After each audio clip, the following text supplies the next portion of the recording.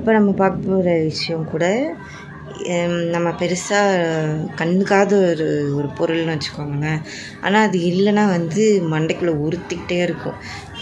அது ஒரு வேளை ஏதாவது ஆயிடுச்சு அப்படின்னா அதை சரி பண்ணுற வரைக்கும் உறுத்திக்கிட்டே இருக்கும், வேலை ஓடாது. இது நிஜம்.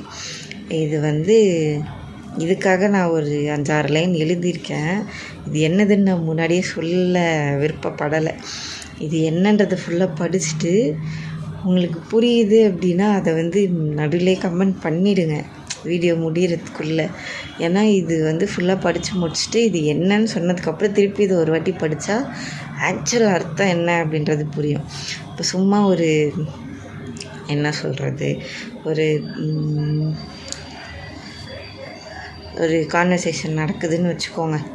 இப்போ நான் எழுதியிருக்க இந்த பொருளுக்கும் இன்னொரு மனுஷனுக்கும் ஒரு கான்வர்சேஷன் நடக்குதுன்னு வச்சுக்கோங்க. அந்த பொருளோட பக்கத்துலேருந்து உலகம் எப்படி தெரியுது, நம்மளோட பக்கத்துலேருந்து உலகம் எப்படி தெரியுது.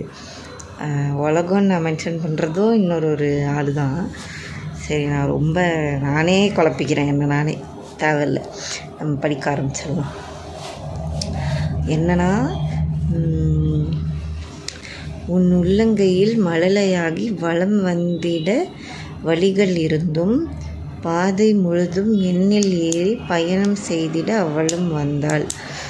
சரி, இதில் இந்த 4 லைனில் உங்களுக்கு புரிஞ்சது என்ன, உங்களுக்கு நான் சொல்ல வர்றது என்ன அப்படின்றத நான் சொல்கிறேன்.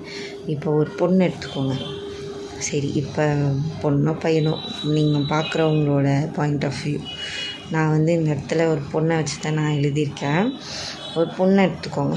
இப்போ உன் உள்ளங்கையில் மழலையாகி வலம் வந்திட வழிகள் இருந்தும், உன் கை பிடிச்சிட்டே நடந்து வர்றதுக்கு அவளுக்கு உரிமை இருந்தும் ஆசை இருந்தும் பாதை முழுதும் எண்ணில் ஏறி பயணம் செய்திட அவளும் வந்தாள்.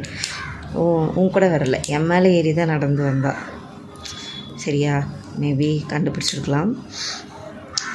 என்மேல் நிற்கும் அவளை நானும் ஒரு நாளும் சுமையாய் எண்ணவில்லை. என் மேலே தான் நின்றுக்கிட்டே இருக்கானா, எனக்கு அவளை வந்து பாரமாக தெரியல. உண்மையில் உயிருள்ள உன்னை விடவும் அவளை அதிகம் சுமந்தது நானே ஆவேன்.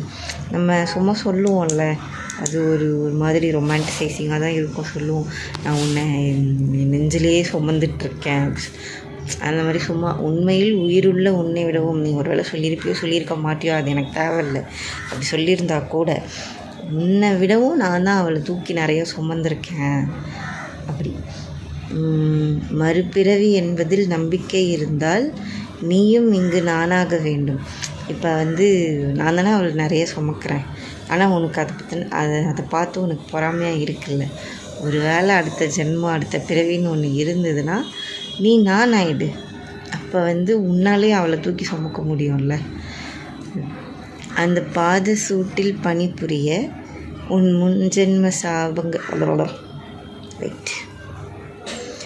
அந்த பாத சூட்டில் பணிபுரிய உன் முன்ஜென்ம பாவங்கள் யாவும் கரைய. கிட்டத்தட்ட எண்டுக்கு வந்துட்டோம். கண்டிப்பாக கண்டுபிடிச்சிருக்க நிறைய வாய்ப்புகள் இருக்குது.